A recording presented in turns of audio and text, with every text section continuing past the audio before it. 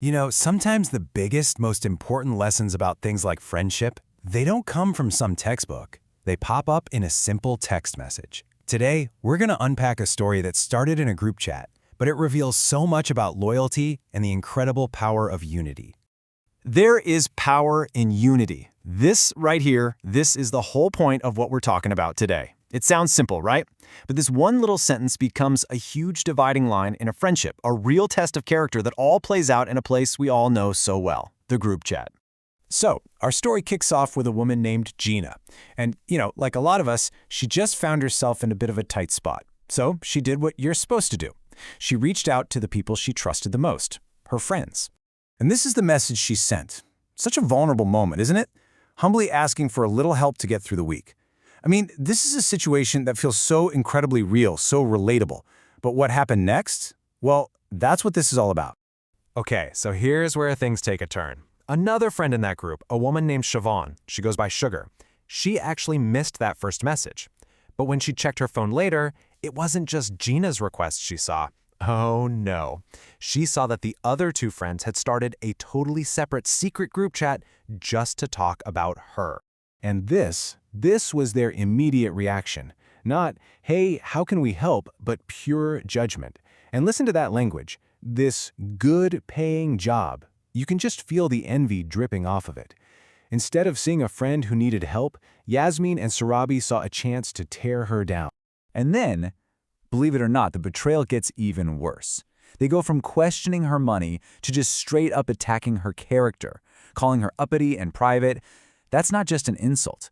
That's how they're justifying their own cruelty. It's like they're building this whole villain story in their heads so they don't have to feel bad for abandoning a friend. And then we get this. Wow. It's not just refusing to help, it's mockery. They're literally laughing at her struggle. Can you just imagine being Siobhan, scrolling through your phone and reading this?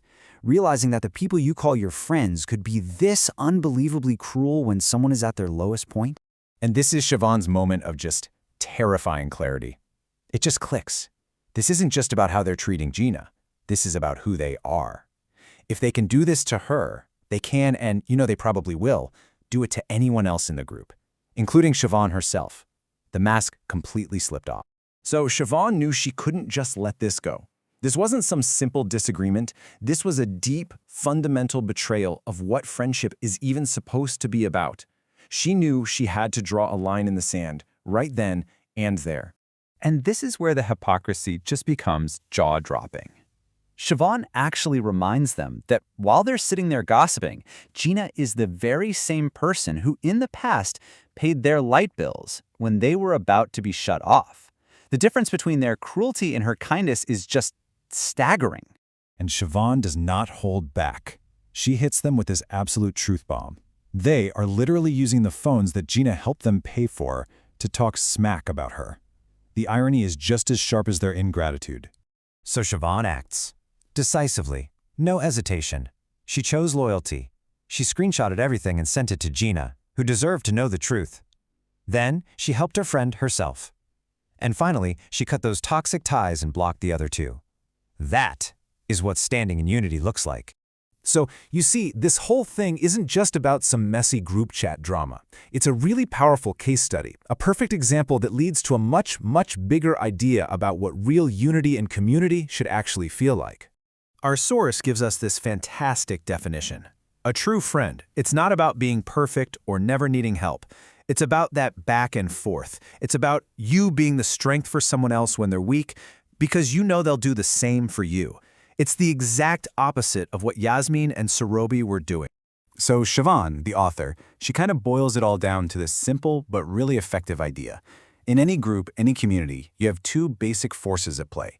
You've got the lovers, the people who build each other up, and you've got the haters, the ones who just tear things down.